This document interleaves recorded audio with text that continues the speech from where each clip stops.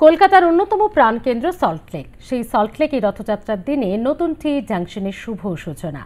দেশের ৭৫তম টি জাংশন কেন্দ্র হিসেবে গড়ে উঠেছে এটি। আর আজ এর উদ্বোধন করেছেন বিশিষ্ট চলচ্চিত্র শিল্পী দেবলীনা দত্ত। উদ্বোধনের পরেই চা প্রেমীদের ভিড় জমতেও শুরু করেছে এই টি জাংশনে।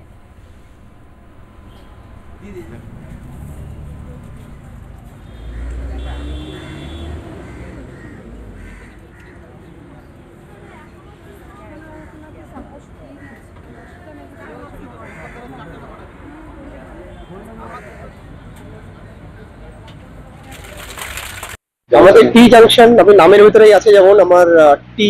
তো tea is a famous product, যার ভিতরে আপনার wide range of milk handmade tea আপনি পাবেন। তারপরে varieties of black and liquor tea আপনি পাবেন। And the most famous in eastern region যেটা হচ্ছে বাবল টি, যেটা কিডস থেকে ইয়াং জেনারেশনের প্রত্যেকটা ছেলে বা মেয়ে আপনি পছন্দ করে। এটা হচ্ছে বাবল টি, যেটা খুব ফেমাস ইস্টার্ন ইন্ডিয়াতে, আপনি কোথাও পাবেন না। ফার্স্ট টাইম আমরা ইন্ট্রোডিউস করি এটাকে।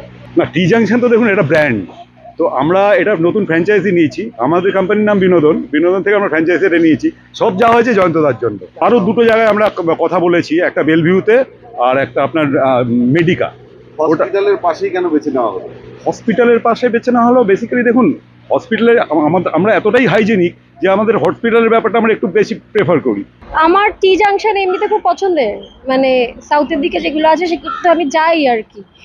তো আরেকটা এখানে ব্রাঞ্চ খুললো, পছন্দের দোকানের ব্রাঞ্চ খোলাটা, যত বেশি ব্রাঞ্চ হয় ততই ভালো। আর আমি খুব ছোটবেলা থেকে খুব ভালো চা বানাই।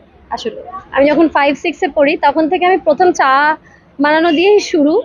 এখন আমি রান্নাও খুব ভালো করি, আমি খুব ভালো রাঁধুনি, কিন্তু চাটা আমি স্পেশালি ভালো বানাই, সেটা সবাই বলে। টি জাংশন মানে চায়ের ব্যাপারে এরা বিশেষ।